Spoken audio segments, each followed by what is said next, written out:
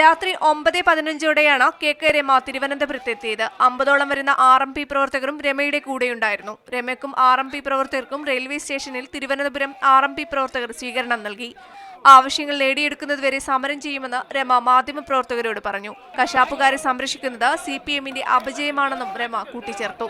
ആ കശാപ്പുകാരെ സംരക്ഷിക്കാൻ വേണ്ടി CPM നേതൃത്വം എത്തുന്നു എന്നുള്ളത് CPM-ന്റെ ഏറ്റവും വലിയ അപജയമാണ്, CPM-ന്റെ ഏറ്റവും വലിയ ഗതികേടാണ്. രാവിലെ 10-ന് പാളയം രക്തസാക്ഷി മണ്ഡപത്തിൽ നിന്ന് മാർച്ചായി എത്തി സെക്രട്ടേറിയറ്റിന് മുന്നിൽ നിരാഹാര സമരം ആരംഭിക്കും.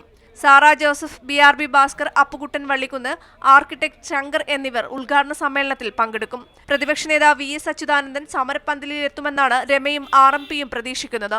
സാംസ്കാരിക രാഷ്ട്രീയ രംഗത്ത് പ്രമുഖരെ സമരത്തിലേക്ക് ക്ഷണിച്ചിട്ടുണ്ടെന്നും RMP ഞായറാഴ്ച വൈകിട്ട് നടത്തിയ വാർത്താ സമ്മേളനത്തിൽ അറിയിച്ചിരുന്നു. മീഡിയ 1 തിരുവനന്തപുരം.